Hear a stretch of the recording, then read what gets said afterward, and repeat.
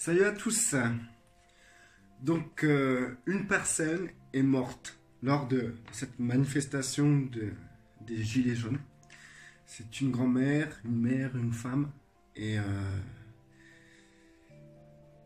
dans cette hystérie collective, j'ai l'impression que les gens ne s'aperçoivent pas de ce qui se passe vraiment. Une personne est morte et les gens se disent que c'est normal. C'est le prix à payer pour une rébellion, une manifestation. Les gens dans leur folie disent comme ça qu'il faut un sacrifice. Vous vous rendez pas compte de l'ampleur que ça peut donner de raisonner de cette manière-là. Quand je parle aux gens de cette personne qui est décédée, les gens me disent de toute façon c'est le prix à payer, il faut des sacrifices, etc. Ça a toujours eu lieu. Donc on a affaire à qui? À des gilets jaunes ou à des satanistes qui font des sacrifices voués à Satan pour une cause ou pour avoir quelque chose, avoir de l'argent, avoir plus d'argent, comme les certains les certaines stars qui font des sacrifices qui vouent un culte à Satan pour être enrichis, être célèbres. Bah, les gilets jaunes ont besoin d'une personne, d'une mère de famille qui meurt en sacrifice pour que leur cause soit validée par son sang, quoi, en gros. C'est un peu satanique, je trouve. Je veux pas exagérer les choses, mais c'est ce que j'ai entendu. Et c'est ce que vous avez entendu. Vous avez aussi entendu cela, que c'est un sacrifice. Il y a même sa fille, la fille de la personne qui dit comme ça, on va continuer le combat, ma mère c'est pas sacrifié pour rien, etc. Vous vous rendez compte de la folie dans laquelle tout le monde est en train de se tromper. C'est hallucinant. Cette fille, lorsque plus personne sortira dans les rues en gilet jaune, comprendra qu'elle a perdu sa mère d'une manière très bête. Et quand, par exemple, imaginons, si même Macron vous donne raison en permettant d'avoir moins de taxes sur certains trucs, la fille de la personne qui est décédée, ou les enfants, ou les petits-enfants de la personne qui est décédée, se diront au fond d'eux, est-ce que leur mère valait-il vraiment ce prix? Est-ce que vos parents, vos proches vaut une taxe moins forte? Est-ce que vos proches vaut beaucoup moins que une décision que Macron peut prendre par rapport aux taxes? Ou le fait que les gens vont payer moins de taxes? Est-ce que vous êtes prêts à sacrifier vos mères, votre père, vos enfants pour que la France paye moins de taxes?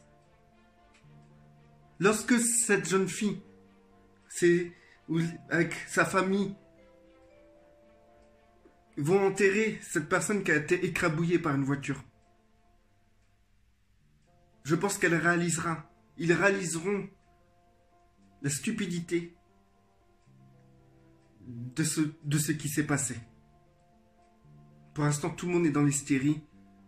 Ils sont dans des rébellions. Ils sont dans la colère.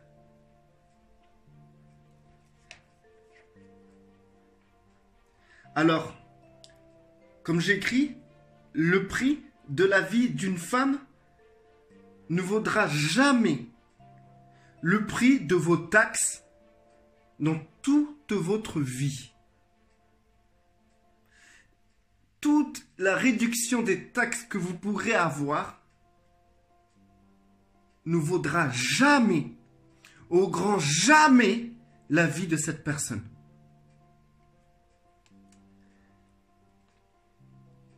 La famille en fait une cause de lutte, un symbole. Mais une fois la tension tombée, elle devra faire face à leurs émotions camouflées par une pseudo-révolution. Personne ne réalise dans cette hystérie collective de la gravité de la chose. Qui est prêt à sacrifier enfant, femme et mère, père? Et s'il y a des gens qui disent « Moi, je suis prêt à me sacrifier », ou « Je suis prêt à sacrifier ma femme », ou « Je suis prêt à sacrifier mes enfants », ou « Je suis prêt à sacrifier un membre de ma famille pour cette cause », il n'est ni plus ni moins semblable à un terroriste qui sacrifie sa vie ou ses gosses au nom d'Allah pour une cause. Que la cause soit Allah ou la cause soit les taxes, à partir du moment que vous trouvez normal qu'il y a des gens qui sacrifient leur vie, là il y a un problème d'éthique, un problème de réflexion et ça devient grave, très grave. Au XXIe siècle, il y a d'autres moyens de réagir.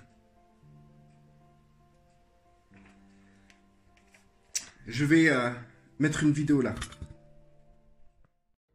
L'accident s'est produit ici, à ce rond-point de Pont de Beauvoisin, vers 8h15. Une quarantaine de gilets jaunes avaient installé un barrage filtrant. Une conductrice qui emmenait son enfant chez le médecin a forcé le barrage. Il y a toujours dans ce genre d'affaires-là, il y en a qui ont commencé à secouer la voiture, et là elle a accéléré, mais on a bien vu la voiture est montée. Elle est montée. Elle est passée les deux roues dessus. Les deux roues dessus. Ah si. Elle a parlementé, elle a dit je vais au médecin pour mon fils, faut absolument que je passe. Elle a dit ça, ouais. J'ai pas il y a fait une gaffe. discussion qui s'est engagée. Voilà. Et après, ça s'est emporté en 2 secondes, comme c'est bien dommage. Elle a forcé le passage, alors que le passage était quand même toléré. Une manifestante d'une 60aine d'années est décédée. L'automobiliste choqué a été interpellé. Elle est en garde à vue à la gendarmerie. Accident similaire près de ce rond-point à Arras. Un homme de 71 ans a été percuté par un automobiliste. Le manifestant a la jambe cassée, mais ses jours ne sont pas en danger. Au même endroit, un autre automobiliste habillé en blanc vient de forcer lui aussi le barrage. L'homme est sorti de sa voiture, il est pris à partie par un groupe de gilets jaunes et roué de coups. Ce type d'incident s'est répété plusieurs fois ce matin, comme ici à Chambéry. À Grasse, cet automobiliste excédé tente de passer en force, renversant des manifestants et emportant un policier.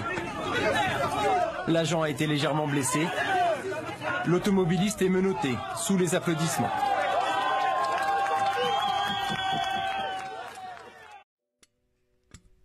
Voilà. Donc, c'est assez drastique comme vidéo. Je ne m'applique pas. Le message, c'est juste que le message y passe, c'est l'essentiel. Le peuple aux gilets jaunes ont décidé de manifester leur colère de la manière la plus simple. Pour moi, c'est la manière la plus simple. On n'est pas content, on met un gilet jaune, on sort dehors, on bloque tout. Voilà, c'est la manière la plus simple. Ils bloquent la France, c'est-à-dire le peuple. J'ai pris des notes pour ne rien oublier.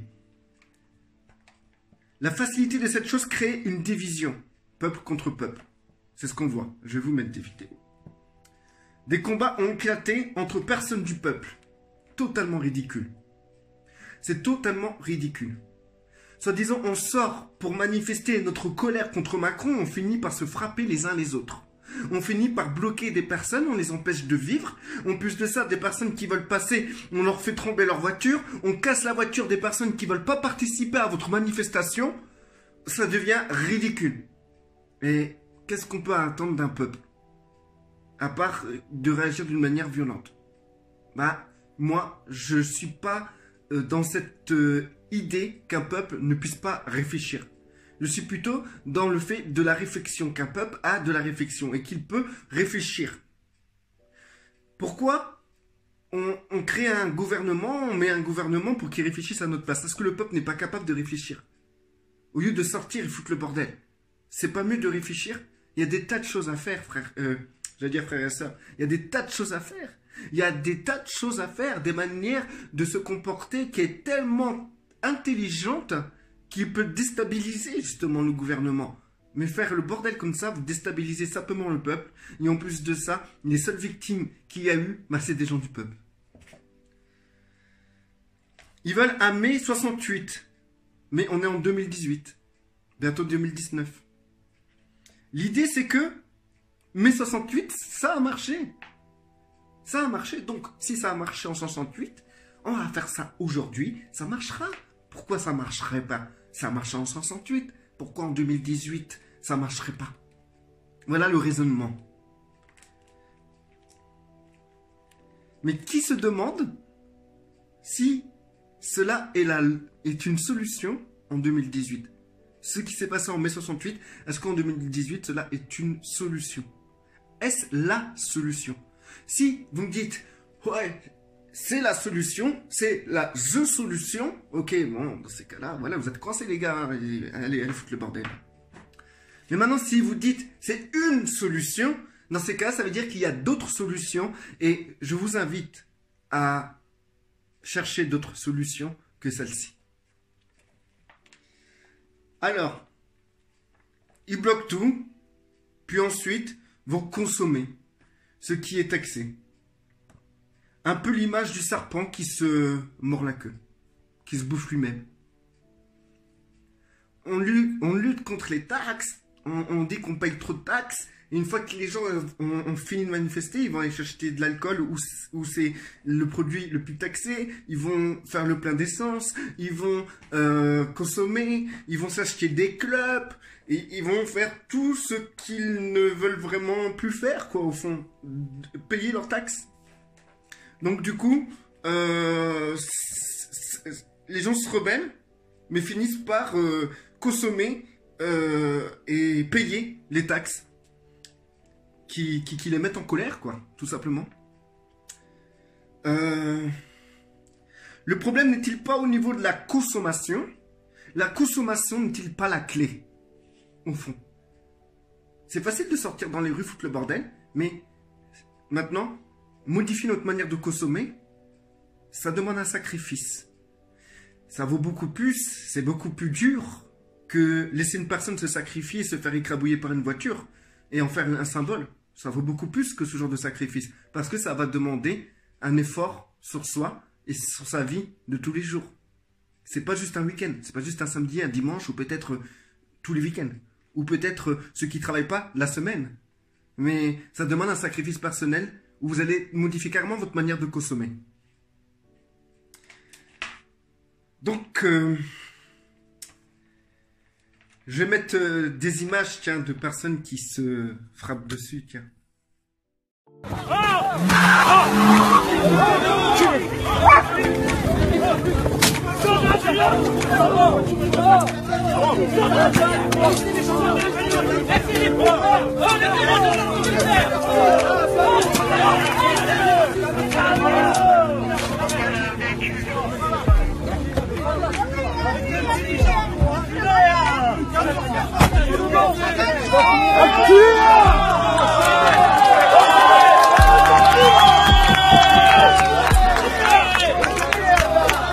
Bravo, monsieur.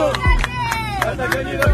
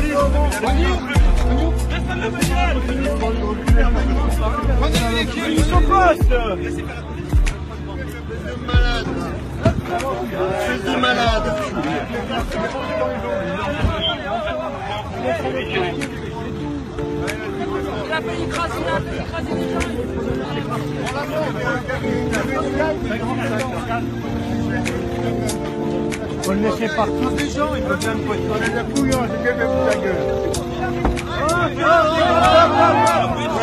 Oui. On termine 4, elle est écrasée. Franchement, ils en valent pas la peine.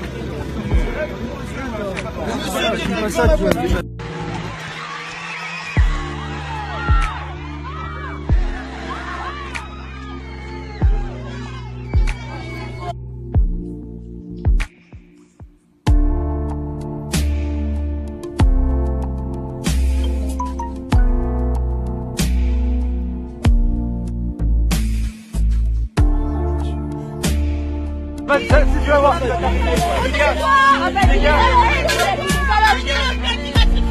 prends la plaque. allez, Faites attention. Voilà. allez, dégagez, Dégage.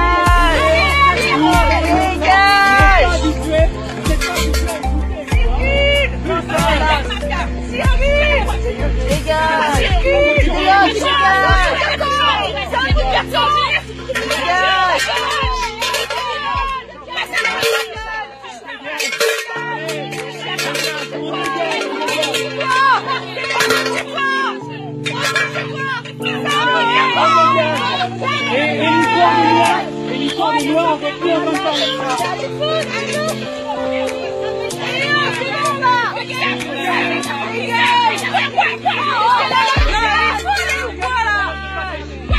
Dégage, dégage, dégage. Avec des enfants en plus, t'as pas honte. De la noire, là, tout ça, j'ai pas trop aimé.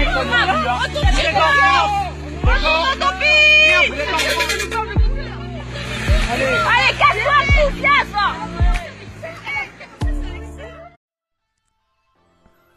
Bon, ça c'est explicite, hein.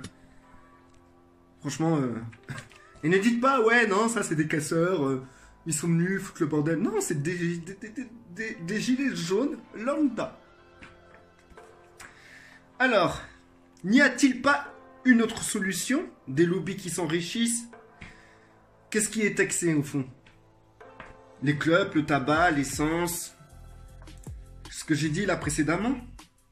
Les lobbies puissants qui ont une influence dans cette société, pourquoi pas s'attaquer à eux? Pourquoi pas les bloquer eux plutôt? C'est vous dites, ouais Macron, il a augmenté l'essence et tout. Mais le lobby de l'essence là, ils ont augmenté plus que Macron. Donc, pourquoi pas s'attaquer à eux? Pourquoi ne pas laisser vos voitures dans vos garages et vous sortez vos vélos pour aller travailler? Ça, c'est pas mal. Vous mettez un gilet jaune, vous prenez votre vélo et vous allez plus jamais mettre de l'essence jusqu'à temps que ça coûte ce prix-là. Qu'est-ce que vous en pensez de ça? Non, ça demande un sacrifice de soi, ça. Ça demande un sacrifice personnel. Et les gars vont me dire, ouais, mais moi, j'habite à 50 km. Comment veux-tu que je fasse? Oh, t'as envie de te rebeller ou pas? Si tu te rebelles, tu te donnes les moyens. Si t'as envie de te rebeller, fais-le jusqu'au bout. C'est pas style, tu vas te rebeller et le samedi, et le lundi, tu vas faire le plein d'essence. Bon, bref, à l'aube de 2019, il est temps d'avoir de la réflexion. Au lieu de bloquer son prochain, si tous les gilets jaunes se sacrifiaient eux-mêmes en bloquant les lobbies des industries du tabac, de l'alcool, de l'essence, L'Oréal et bien d'autres lobbies, ce n'est que des solutions parmi d'autres. Je ne dis pas que j'ai la solution, mais ça serait intéressant de s'arrêter et d'y réfléchir. Mais là, qu'est-ce qu'on voit? Des gens qui, perdant leur temps le week-end, profitent de leur moment libre pour manifester, puis après rentrent chez eux pour consommer. Aucun sacrifice, à part une femme décédée par une automobiliste qui a été pris de panique. À cause de qui? Des gilets jaunes. Une femme qui a aujourd'hui sa vie foutue. Qui a des enfants. Qui a écrasé une autre femme qui a aussi maintenant mis en l'air la vie de beaucoup de personnes. Et la vie de toutes ces personnes ne vaudra jamais vos taxes. Ne vaudra jamais ce que vous pouvez économiser dans vos taxes grâce à cette rébellion. Jamais, jamais, jamais, jamais. Ça ne vaut pas un seul centime que vous pouvez économiser ou un seul centime que vous pouvez dépenser. La vie de cette femme ne vaut pas votre révolution. Pourquoi ne sacrifiez-vous pas le temps où vous devez travailler? Pourquoi le week-end? Si vraiment vous êtes en colère, pourquoi vous manifestez juste le week-end quand vous avez rien à faire? Pourquoi ne plus aller au travail? Celui qui habite à 50 km, il veut plus dépenser de l'essence tant que c'est à ce prix-là. Donc il ne peut pas aller au travail en voiture. Donc au résultat, la personne refuse d'aller travailler. Il va aller jusqu'au bout. Et tous les gilets jaunes font pareil. Et ils vont pas simplement bloquer la France ou bloquer les circonstances ou je sais pas quoi quand ils ont leur temps libre, mais aussi quand ils travaillent. Ça, c'est un peu plus crédible, je trouve. Pourquoi ne... Alors ensuite, pourquoi ne vous privez Pourquoi vous vous privez pas des produits les plus taxés? Ça, j'en ai parlé. Pourquoi n'arrêtez-vous pas vos pseudo et dangereux barrages en prenant conscience que vous vous trompez d'adversaire? Juste, vous vous asseyez 5 minutes et vous dites, attends, on a fait chier qui là en fait? On a vraiment fait chier le peuple, hein. On a fait chier vraiment les gens qui voulaient pas participer à ce qu'on faisait, ben on les a vraiment fait chier. On a fait perdre du temps aux gens le week-end. Ouais, moi, je crois qu'on s'est trompé d'adversaire.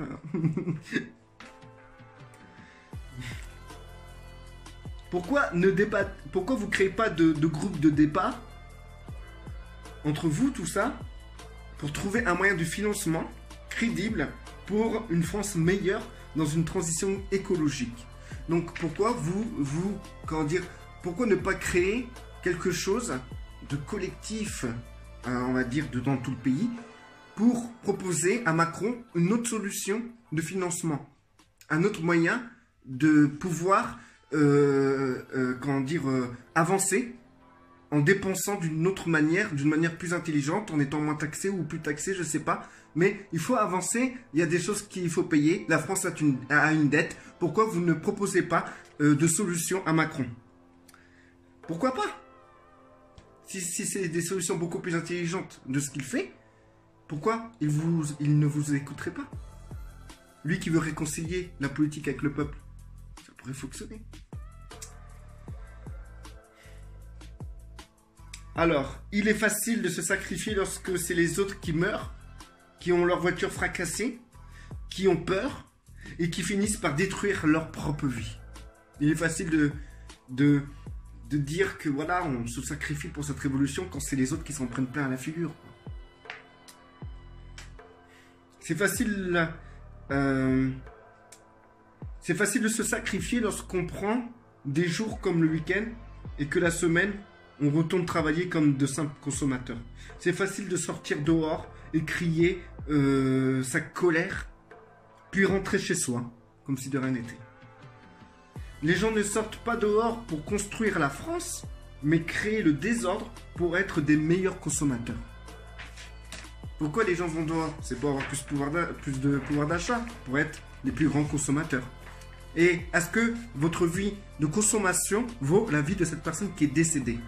Est-ce que vraiment votre vie de consommation, votre confort personnel de consommation vaut la vie de la personne qui s'est fait écraser? Moi, je serai leader dans cette manifestation. Je serai leader. J'aurais appris qu'une seule personne a trouvé la mort.